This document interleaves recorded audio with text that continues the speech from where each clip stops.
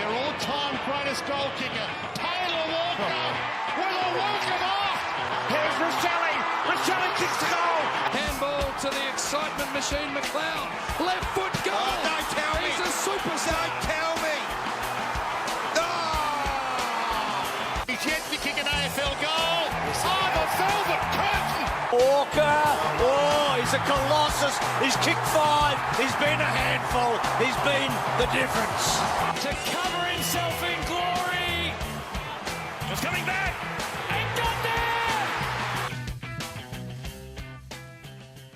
Welcome to this week's episode of the Proper Crows podcast. Thank you very much for joining us, whether you're on Spotify, Apple Podcasts, watching on YouTube at the moment, or wherever you may be listening. Thank you very much for your continued and ongoing support of the podcast as we crack through the 2026 season. Interesting start, probably not as planned, but that's all right. We move. Today, of course, we'll be going through the loss to Geelong on Friday night and also looking forward to Thursday night, and looking forward to the big clash against Fremantle at Adelaide Oval this coming Friday night. Your feedback from last week and much, much more, of course. It's not just by myself here this evening. I'm joined by Matt. Mate, how are you? Yeah, pretty good. Obviously disappointed not to get the win last Thursday, but 1 and 2 kind of predictable, I think, after being handed such a difficult draw to start the year. Fremantle at home on Good Friday is another very tricky game. So I think, look, it was a disappointing to lose a game, but with all the outs we had, it's surprising we weren't completely belted, to be fair, in Geelong. Yeah, no, absolutely. I mean, statistics-wise, it's probably a bit surprising we weren't belted, really, but we'll take the 8-point loss and we'll move on. So, of course, it was the Crows 9-6-60 going down to Geelong 9-14-68, a game where in the second half, Geelong really just dominated turf and just kept the ball in their front half for most of it and just didn't really give us a sniff. Zachy Taylor came into the squad and kicked 3 goals. Thilthorpe, Rankin, Roselli, Neil Bullen, Nick Murray and Isaac Cumming all kicked 1 goal each. It was a pretty dour game, really, in the end. Obviously, less than ideal conditions for footy, but another slow start gets us off on the wrong foot, and you have to fight to get back into it, and then you get in front, and maybe a dubious umpiring decision on the boundary cost us a bit of momentum, but we won't hinge too mumuch on that. It can't go on like this, can it? It can't, right? This is the sixth AFL apology to the club for in the last 3 years or whatever it is. Well, since 2023 season, I think we had 3 apologies for that season alone, and then they slowly just kept coming after that with the Sam Draper should have been holding the ball 2024, and had a few decent ones last year where we got away with it. I guess some close wins like that Collingwood win, maybe Thilthorpe technically could have been given against a free kick against, and Collingwood may have an argument there. But the amount of times that we've just had this come against us in crucial points of the game is just unbelievable. Like I said it last week after the Pedler disallowed goal, it's like I'm sick of this happening so frequently, and after 3 games it's happened again. I guess this one is obviously a lot more clear cut than the Pedler disallowed goal. But just so disappointing for it to happen again. I don't think it would have changed the result necessarily, but you just never know. If Geelong didn't kick a goal, literally 30 seconds later, who knows what would have happened. Yeah, well, exactly right, mate. Like you look at it and, Zachy Taylor gets a free kick mid-wing, you can send it forward, you take a mark, and we go and kick a goal, and then you got a completely different ball game, and, you go from there. But ifs and buts, and we can look it back and go, what if? But at the end of the day, we didn't get the win, and we need to move forward and build on that. But like we said, Geelong just dominated, really. They're inside 50s. I don't even have the official numbers in front of me, but it was just absolute domination. Tackles inside 50. It was just general inside 50, marks inside 50. They just... every statistic you look at, and they should have won by about 15 goals. So I hang my head high on the fact that we only lost by 8 points. And thank you to Josh Worrell and Nick Murray and the back line for holding it down as well as they did all night, because without them back there playing the game that they did, we would have, it would have been Melbourne 2010 sort of stuff, I think. Not 2010, 2011, the 233-47 loss that got the late Dean Bailey sacked. It was... certainly, I mean, we can be grateful we've never seen a loss like that in our lifetime. I think the biggest previous loss was 140 plus at the Gabba in '04. But yeah, we don't do thrashings under Matthew Nicks, and it's just been the one real positive under his tenure. Yeah. No, absolutely. Always seem to keep it close. And even against the good teams as well, we never really get blown out too much, which is a positive.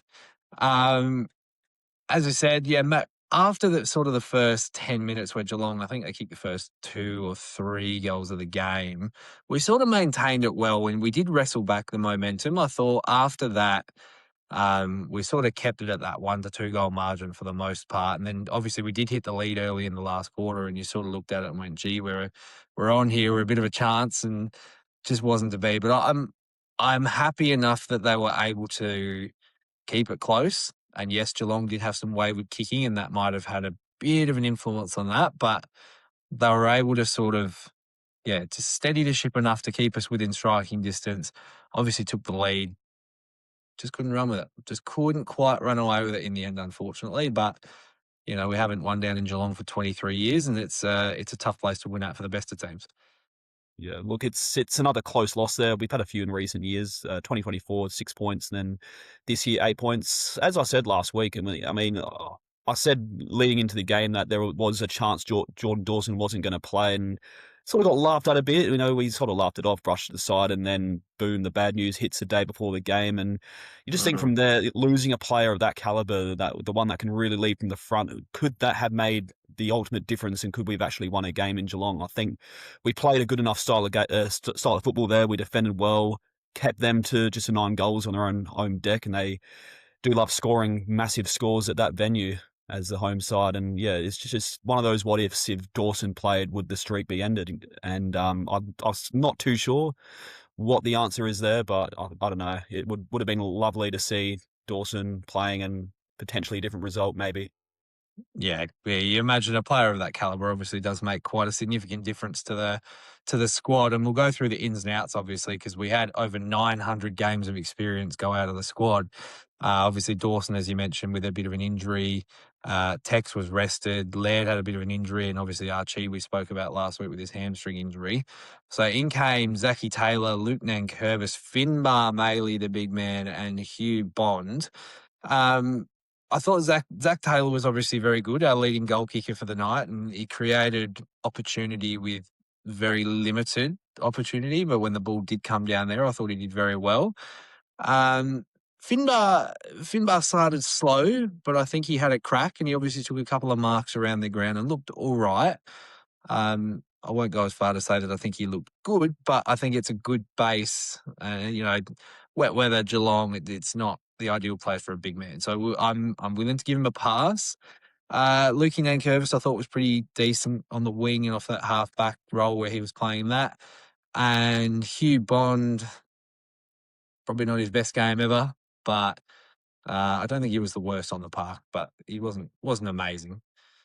No, I don't think so either. It was look, my opinion on Finbar's performance, obviously a slow start, but it came pretty good late in the game, and you do wonder how many games is he going to be pulled in to be a third, fourth tool option. And it's I'm certainly not against the idea of playing him again on Good Friday.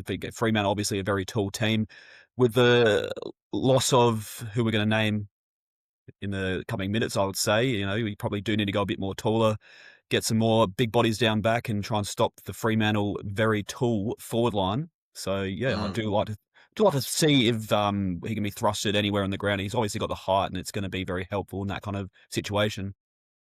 Yeah, no, I fully agree. His hands. I mean, we've said it since we picked him up. His marking is his greatest ability, right? And he showed. Was it in the third quarter or the last quarter, just past centre wing, he took a big pack mark as we were going forward, and he kind of went, all right, this is all right. And he looked okay. Like, he showed glimpses. So, there's something to work with. There's a bit of a base, which is nice. We'll stick with the positives. We won't dwell on this game for too long because obviously it is quite a fair way past, and, don't really want to dwell on it for too long, so it's just another loss down at Geelong. But Josh Rochelle went into the midfield and had himself an absolute game. 31 touches, kicked a goal, 4 tackles, 7 clearances, and was just he played such a good game, a real breakout in the midfield sort of game. And people were questioning when Isaac came back, would that affect his role in the midfield and his ability to play through there? I think we saw on Thursday night that Josh Rochelle can play as much up the ground as he likes because he can win the ball. He was getting clearances, bit of tackles, kicking the snag still.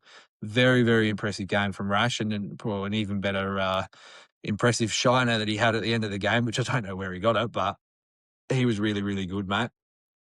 Yeah, I can easily say it was his best performance for the Crows in the 4.5, 5 years he's been there. And it finally answers the question, what role is he truly suited? And I think maybe an inside mid could be the play from here on.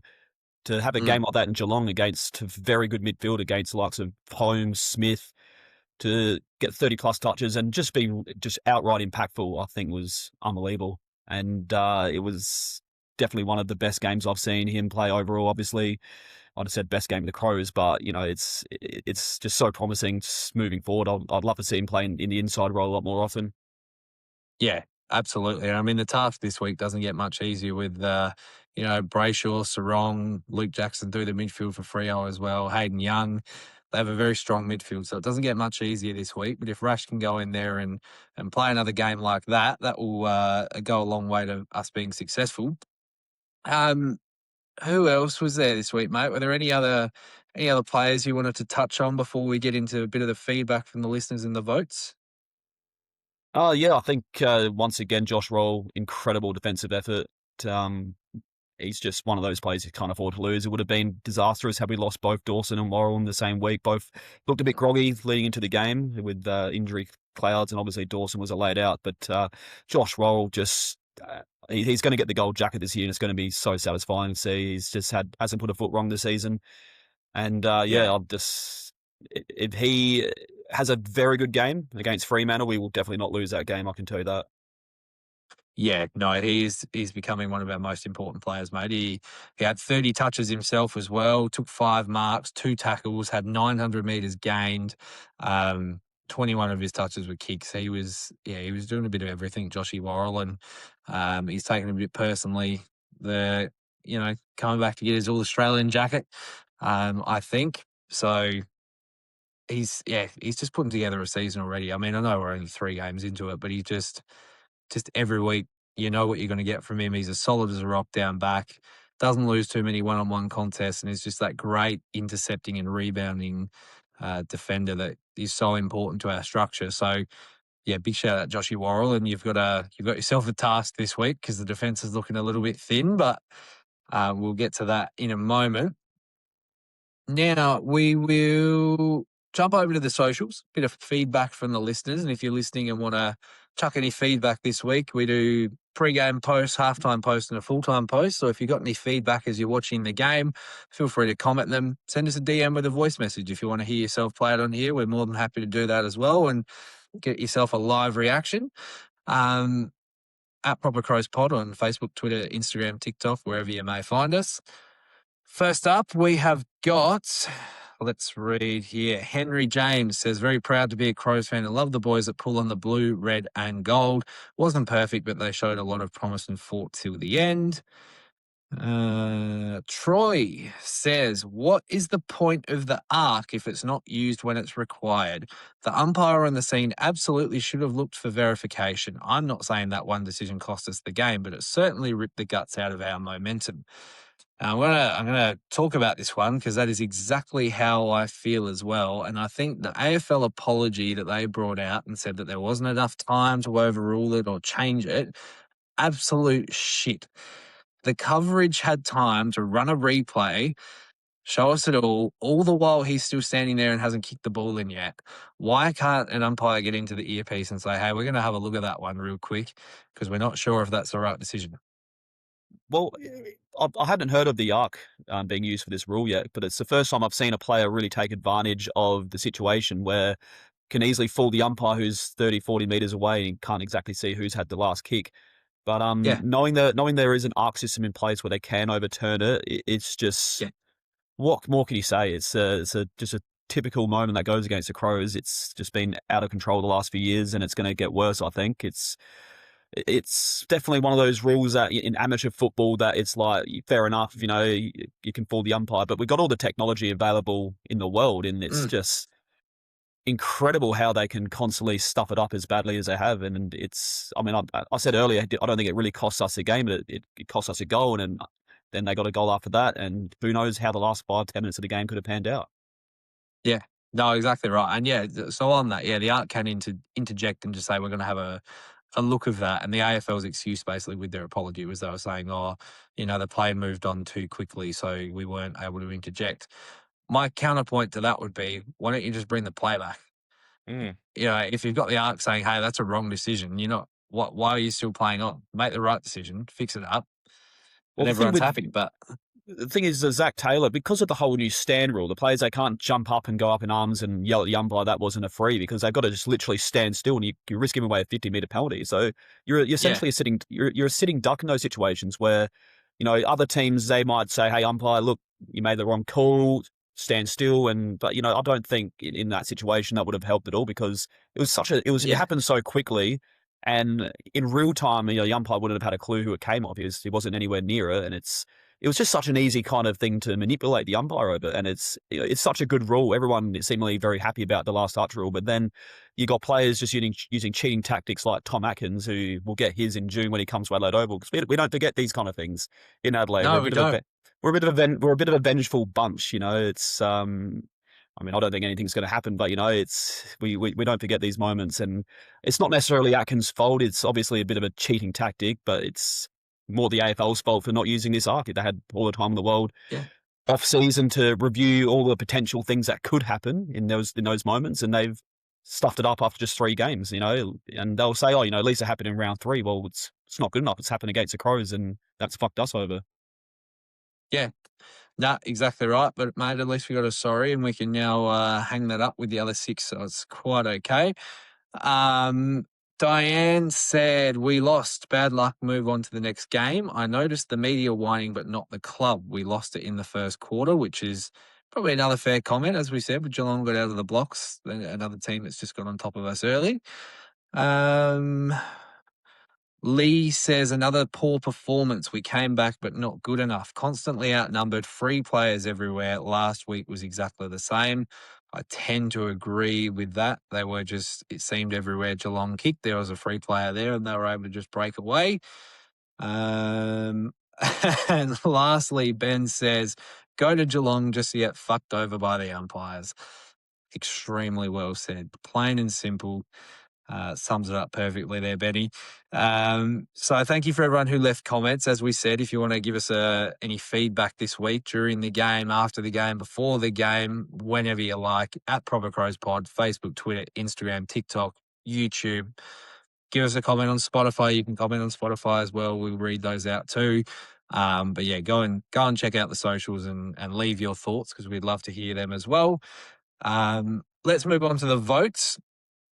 Mate, who gets your number 1 this week? It's a bit of a tough week to put the votes out there, but...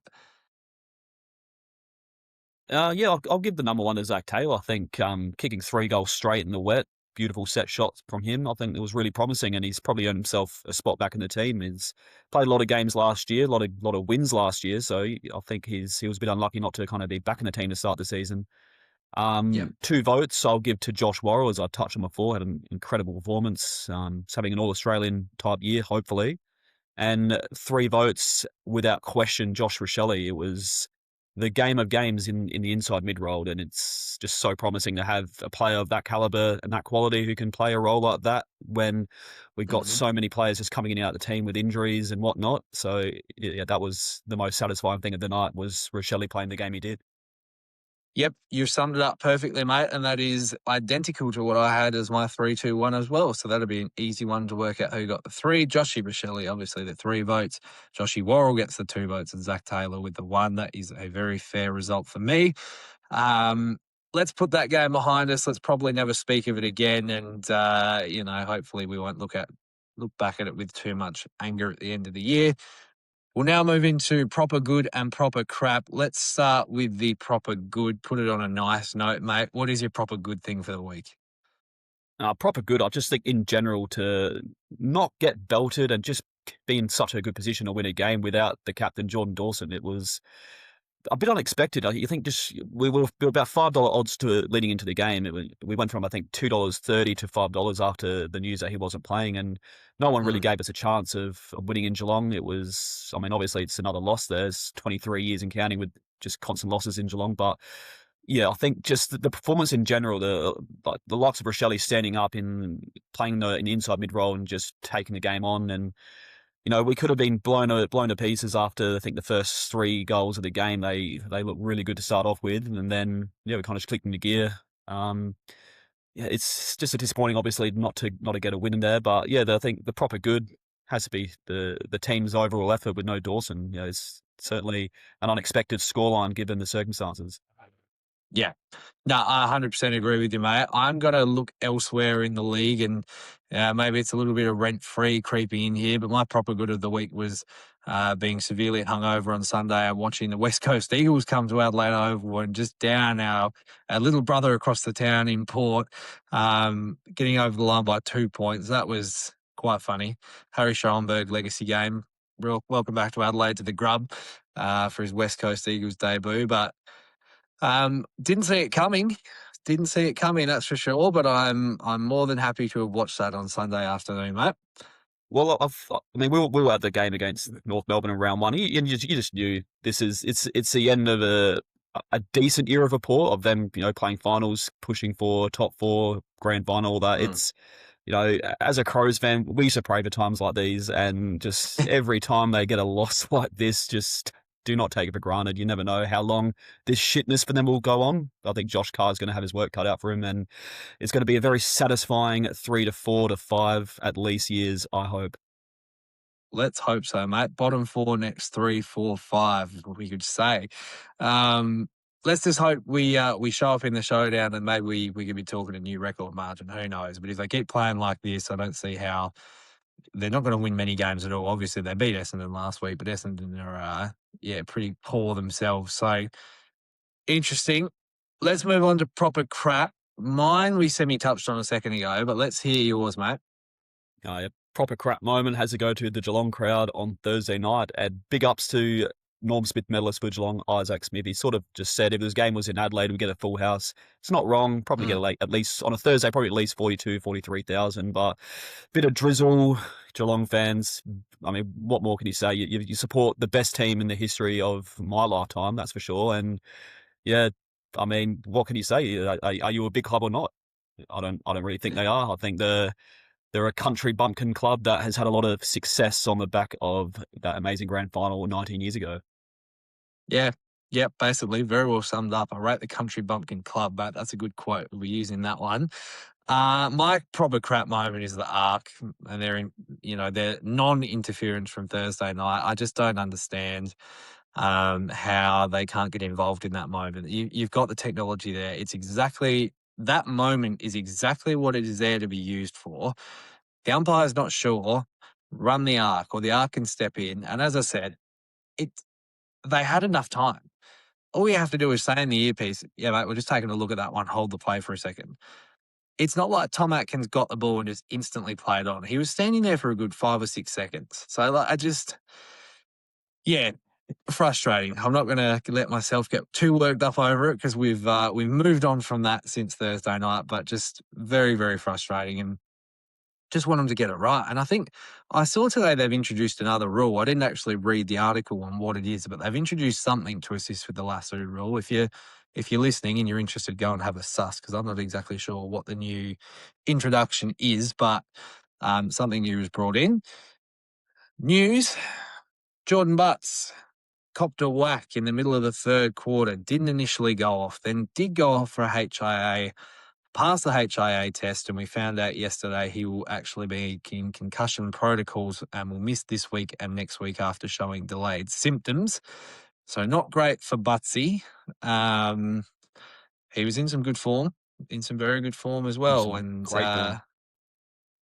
Yeah, it's just now just so typical at this point of the season. With the injury to Mark Keane, he won't be back until probably at least July. So that's almost a full season of one of our best defenders not playing. And then Jordan Butts, he had a very good year last year for the games he did play. We won, I think, pretty much every game, if not all of them, from the second half of the year onwards. And then to have this happen right before we play a team that has Patrick Voss, Amos, Tracy, I mean, it's going to be a very tough night at the office. I think if we don't win this midfield battle and score goals the other end ourselves, 1 and 3 is very, very realistic. And, not quite season over necessarily. Brisbane, they won a flag from being 2 and 5 a few years ago. So, I don't think we're that level just yet, but Yeah. I don't know. I think just I'm not going to pencil in a loss, but with these key outs, I think to lose a key defender is just the worst possible outcome for a game like this. We could lose Dawson again, leading in his game, and I still wouldn't think it'd be as bad as losing a key defender in this kind of matchup.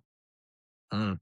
Yeah, no, it's a bit of a scary prospect looking forward to Fremantle and their forward line. I haven't checked the weather yet, but I hope it just pisses down with rain. That would be the ideal way to go about it. I think it's going to be a warm day, cold night, which is my least favourite weather in the world because you just don't know what to wear. But probably just bring a bag and maybe a spare jumper or something. But yeah, it's. 100%. I think in good weather we should be able to play a good brand of football. Hopefully. I agree. We'll move on to the SANFL. Round 1 of the SANFL was on the weekend, and the Crows, well, we went down in that as well. 11-6-72 to West Adelaide, 11-13-79. Blake Drury kicked 4, Archie Ludowick kicked 2, Welsh, Coleman, Strawn, Riley O'Brien and Richards kicked a goal each. I'm not going to lie to you, mate, I didn't watch a single second of this, but by all reports, Riley O'Brien had himself a semi-decent game, and we've got talks today from Nixie about potentially playing him as a second ruck with McAndrew, which I don't know how I feel about that. But did you happen to catch any of this or any of the highlights or anything, mate? Yeah, asking the wrong person here. I'm a South fan. We lost by, I think, 10 goals in the first game of the year against Woodville, so that's just another shit year incoming for my sample team. But yeah, I looked at the stats. Chrissy Burgess, 5 goals against his former employees, and on the very much maligned James Borlass, who's coming into the team to replace Jordan Butts, which, what can you say there? Like, if Chrissy Burgess, who can't get a touch against West Coast in that one game he played last year, is Borlass up to scratch? Who knows? He came in 3 years ago on his debut, had one okay game, and he's just been pretty ordinary ever since. And the only reason he's really on the list is because of these kind of moments where we have such key injuries. Don't want to rip into him too much because hopefully he just can somehow put on a blinder. And really, I think working with the likes of Worrell, Nick Murray and down back, hopefully he gets a bit of support. But it's going to be a very, very difficult game for him to come into for his first game in nearly a full year. I think he only played 2 or 3 games last year all up for the senior team. Yeah, he played a couple early, I think, but didn't really...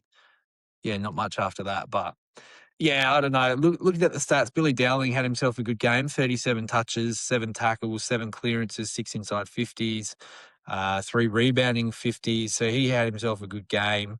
Blake Drury, who I think he's just an SANFL player, unfortunately, but he had 25 touches, kicked 4 snags, 3 tackles, 2 clearances, 6 inside 50s as well, had himself a game. Charlie Edwards, 22 touches, had 3 tackles, 5 clearances, 5 inside 50s as well. That man, Riley O'Brien, 21 touches, kicked himself a snag, 33 hitouts, 3 tackles, 7 clearances, 4 inside 50s. That's he has had himself a pretty good game.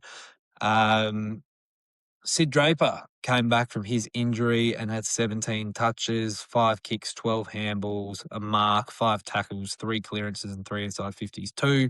So he had himself a half-decent game. That man, James Borlace, who is likely to come into the team this week, had 13 touches, took 10 marks, and 5 rebound 50s. So he didn't do a lot and had 5 goals kicked on him. So it's not... not heartening stats to read of a bloke who's about to come into the senior squad because basically there isn't really any other option. But it's all right. Like you said, hopefully he comes in, has himself a blinder of a game and we can go from there. So the next game, Fremantle Friday night, Good Friday at Adelaide Oval. I think it's a 7:10 p.m. kickoff from memory. 6:45. It's a bit of a weird time slot because they got the game right before North Melbourne Carlton. So yeah, Of course. I mean, it's not your typical 7:10, 7:30 game here at Adelaide Oval. It's going to be a 6:45 game. So do try to get in early. And look, I think it's a bit of chaos with all the fuel crisis and that, and a lot of public transport shut down as well. No trams running to my knowledge. So yeah, it's could be a bit of chaos, and hopefully get a big crowd in regardless. I think we should be able to do that. We normally do on Easter weekends. Yeah, absolutely. Good Friday is an interesting one. I don't know if we've had a home Good Friday game. I know we played. Gold Coast 2021. The famous shot of you applauding the goal was Good Friday. Was that Good Friday? Yes, it was against Gold Coast. It was too. Gee, what a memory that one was. I will throw this in case we forget. Proper omens, and this is something I worked out in my head yesterday, which I can't believe it's not a stat that hasn't really been brought up much at all in my time of listening to these kind of stats or anything. But the Adelaide Crows, since moving to Adelaide Oval, have won all 9 games on the Easter weekend at Adelaide Oval. Gee, that is a stat. One of those was against Fremantle in 2023, which is another good omen. But yeah, since 2010, we lost to Sydney round 2 2010. That was our last loss at home on an Easter weekend.